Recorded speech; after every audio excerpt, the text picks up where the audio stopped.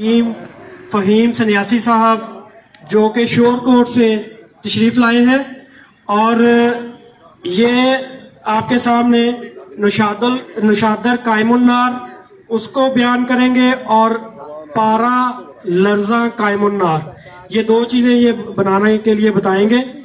ये फहीम सन्यासी साहब से गुजारिश है कि वो माइक पकड़ें और अपने अज्जा कैमरे के सामने करें और इन सारी चीज़ों को डिटेल से बताएं और लाजमी तौर पे इनका इस्तेमाल, उनकी एहतियातें और वो सारी चीज़ें बताएं, इसका फ़ायदा और नुकसान तक सारी चीज़ें बताएं। Thank you. जी अस्सलाम वालेकुम।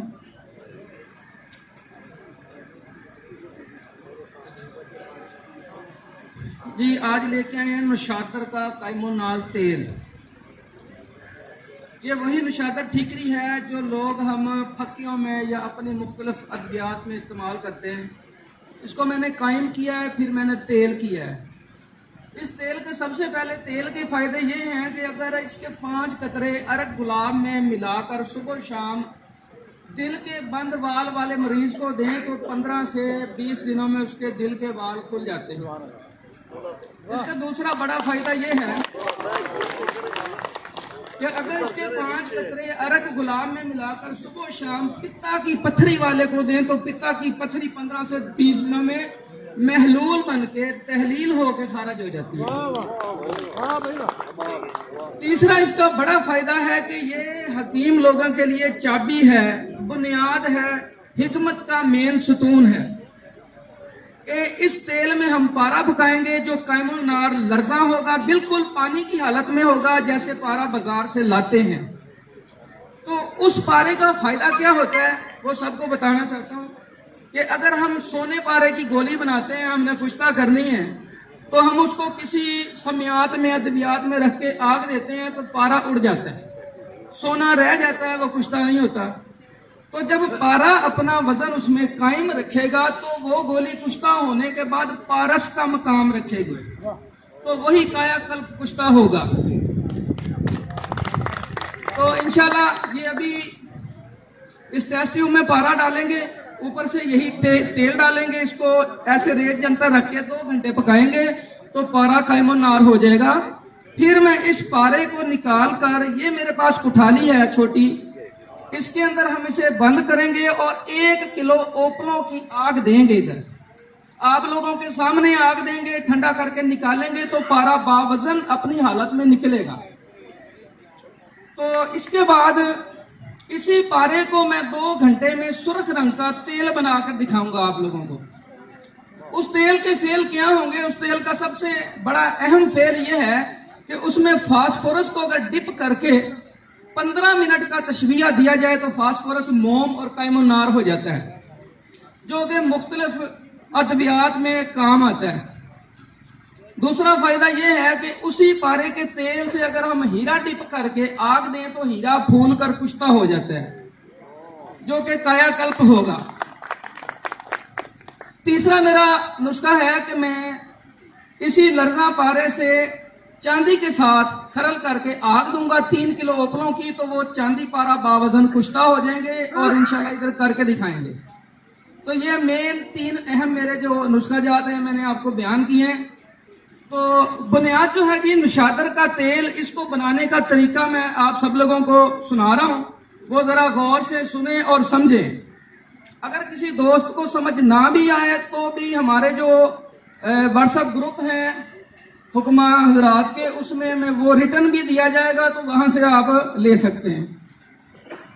सबसे पहले आपने लेना है चूना 5 किलो अनबुझ, उसको पीस लेना है और लोहे की कढ़ाई में 2 किलो चूना बिछा देना है।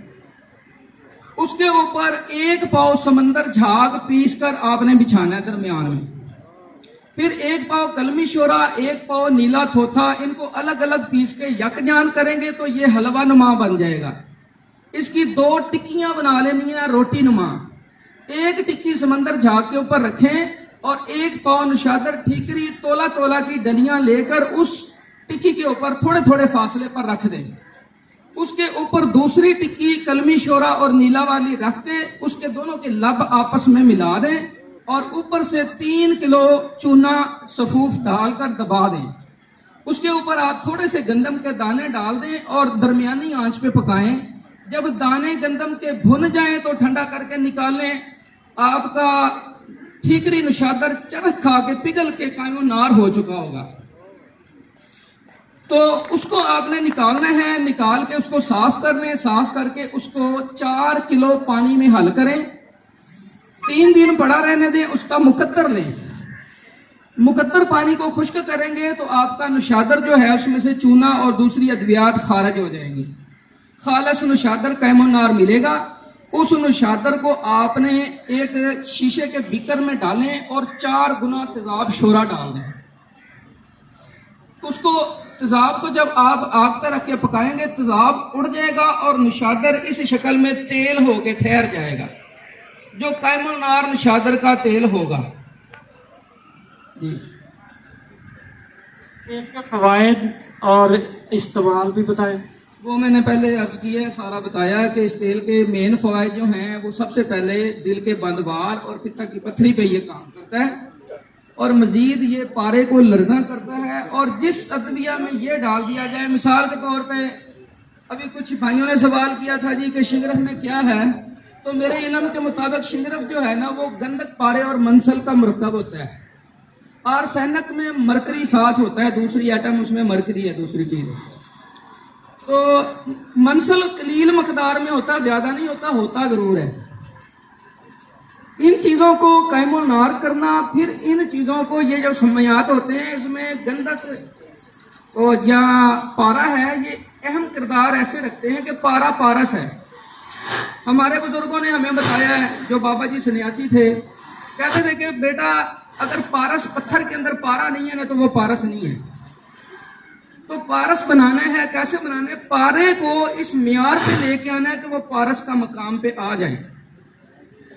تو جب شنگرف, ہڑتال برکیا, سمبل فار یا رس کپور, دار چکنا یا کوئی ایسی منسل ہو گیا یا کوئی ایسی دھات ہے, سمیات ہیں, اس کو ہم بناتے ہیں تو ہم نے اس کا معیار یہ دیکھنا ہے کہ وہ کسی دھات کے ساتھ مس کریں. مثال کے طور پہ تانبے کے اوپر مس کیا یا چاندی کے اوپر مس کیا تو وہ اس کو سنہری کر دے, مانند سونے کی طرح رنگ کر دے. سونا نہ بنائے لیکن سونے کی مانند رنگ اس کا کر دے اوپر سے, تو اس کا مطلب ہے کہ وہ مایا رنگ رہی ہے, وہ کایا بھی رنگے گی. اسی کو کہتے ہیں کہ جو رنگے مایا سو رنگے کایا. اس کو اتنا مدبر کر دینا, اس کی کاربن سیاہی نکال دینا, اس کو اتنا نفیس اور لطیف کر دینا, یہی کشتے کا مقصد ہوتا ہے.